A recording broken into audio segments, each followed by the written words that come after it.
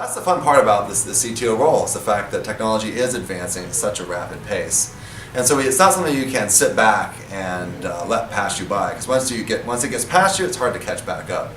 So we do a lot of internal innovation efforts at VMware. We have a lot of different programs that I'm involved in just personally as a CTO, as well as that are just run by the company more generally.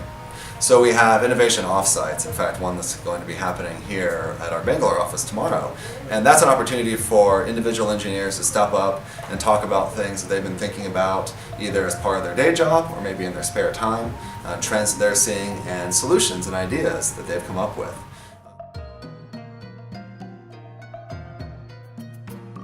Yeah, so we're seeing a lot of really serious cyber attacks happening across the board. These big ones that are people are pretty well aware of, such as WannaCry. I think there's a new variant of it that just came out as well. So obviously security is becoming more and more important. And if you think about the traditional sort of attack angle of getting into a data center, usually what an attacker would do is compromise one of the employees of that company. Get into their computer, which has access inside the VPN or inside the secure area of the network. They can use that connection to then go and attack the servers in the data center and get access there. So we realized we could really revolutionize that in a couple of different ways from the infrastructure perspective. One of the big things we're doing is with network virtualization around our NSX set of technologies. And there, rather than having just one set of security kind of at the perimeter of the network, we realized that you can create security completely within the network as a function of the infrastructure. So whenever you provision a new workload, NSX will automatically add the right sets of security controls so that application can only talk to other applications that it's approved to talk to. No other random machine, compromised or not, can go talk to that or get access to that application anymore.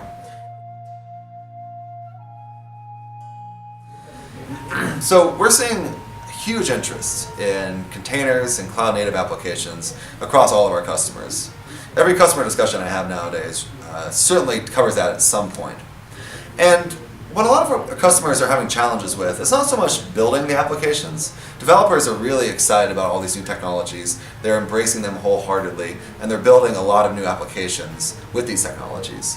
So that's not really the problem. Customers know how to build them. The challenge is how to operate them in production. Again, it's very easy to build it, but once those applications get to the operations team is sitting there scratching their heads saying, well, how exactly do I get this in production? And yes, I can execute the application on a machine, that's not the hard part, but the hard part is all these day one and day two operations. How do I consistently provision it?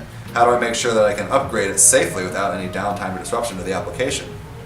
How do I monitor this application for performance? How do I know it's secure? How do I know it's in compliance and meets any compliance standards that my business might be subject to? These are the really big challenges, and a lot of those things, if they get them wrong, they're either open to security issues, or if there's compliance issues, they might be audited and have to pay large fines, or potentially worse.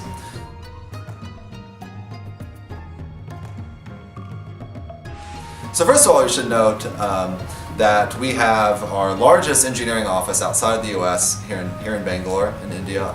And I think it's probably our third largest engineering office in the world, right? So obviously we understand there's a tremendous amount of opportunity here. We want to be able to capitalize that, not only with customers, but also in how we build our products.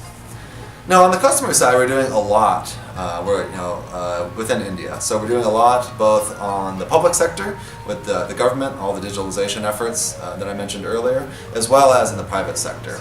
So really across the board, whether it's on the cloud side, on the data center side, or all the way to the devices and the end users, we're engaging with customers in India, doing a lot of innovation here to solve the level of scale, the level of diversity, and all the different types of technologies that are here. So we're really excited with everything that we've done, and we're excited to continue innovating with all the great companies and customers that we have in India.